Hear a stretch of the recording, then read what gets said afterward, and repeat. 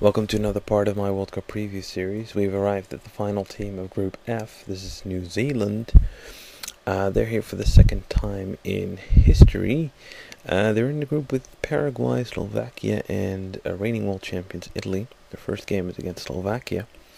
And New Zealand, of course they were there once before in '82 where they lost all games with at least a 3-goal difference. 5-2, 3-0, and 4-0. So it was quite a disaster that time around. And really, very few people expect anything from them. But they're here, so who knows. New Zealand, of course, benefited greatly when Australia decided to move out of the OFC region for qualifying. That is the Oceanic region, where you basically have Australia, New Zealand, and a couple of small islands like Fiji and Samoa and those sort of islands, because of course it was always a walk in the park for Australia to become the number one team in that region, and then usually they went up against a Latin American team for the playoff. And now Australia has moved into the Asian qualifying zone, and where they're meeting Asian teams. They've managed to qualify because they thought it would be probably easier to qualify by avoiding the Latin American playoff, and B, also, of course, as the average opposition in Asia is better than that in the OFC region, where New Zealand is the only serious opponent. So New Zealand has been coming in second place in that region to Australia for a long time. And now that Australia is gone, New Zealand were the number one team in that region quite comfortably. And they had to play a playoff against the number 5 team in Asia, which is Bahrain, was Bahrain. And Bahrain, they managed to draw 0-0 in Bahrain, and they managed to win 1-0 at home. So here they are, New Zealand. They're also part of the A-League, the Australian league that's been set up to push soccer into development in Australia, because they have one team, Wellington Phoenix, that is playing in that league.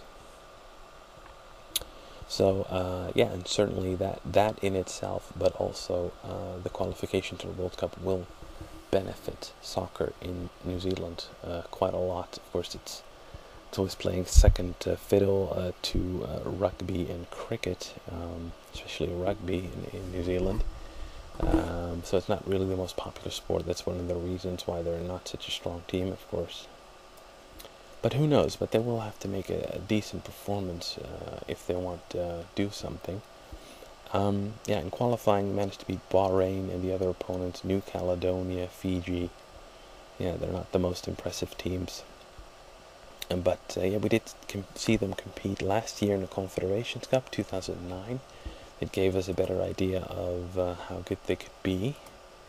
And of course they got thrashed by Spain, where Spain was leading 4-0 after just 24 minutes.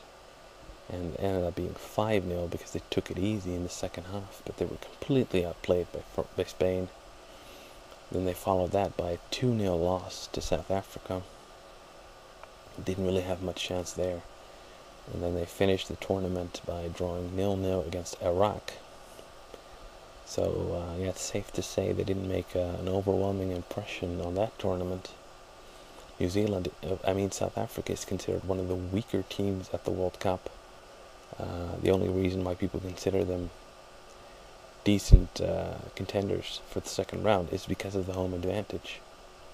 But New Zealand, lost 2-0 against them, so doesn't spell a lot of good. If we've seen the games so far, New Zealand has also recently lost. Last week they lost against Slovenia 3-1. Now, having seen Slovenia play against Algeria, they were very lucky to win, and they weren't very good at all. So if they're losing 3-1 against that team, conceding 3 goals, it doesn't spell a lot of good. However, on the bright side, they did manage to beat Serbia 1-0 in a friendly. I don't know how much weight we should give that, but they did manage to beat them.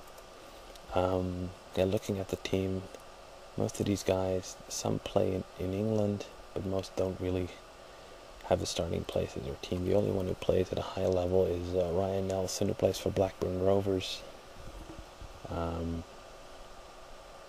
Yeah, he's a good defender.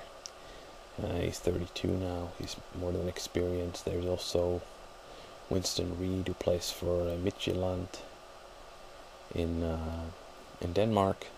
He's still quite young. And then there's also Ivan Viselic, who's in the team. I don't know if he's going to start, but he played in Holland for quite a long time, something like 6 or 7 years. He was also a decent midfielder or defender.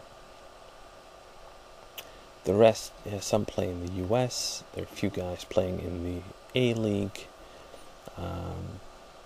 Yeah, I think probably Rory Fallon is one of the guys that should score goals. He plays for Plymouth Argyle in the English Champions League, the second level.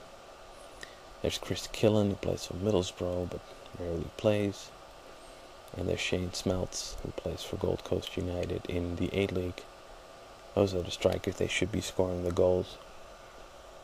New Zealand, looking at their team, looking at their record, looking at the Confederations Cup, I think they're going to struggle. But you know what? We've seen quite a few teams so far in the early games that have just been sitting back and defending, and they haven't been very impressive. Teams like that have been Slovenia, Algeria, Ghana, Serbia, Uruguay, you name it. And I'm sure they can do that. They can sit back and defend and be organized, and then it's up to the other team to create something. And they're going to probably sit back and defend, and then Slovakia will have to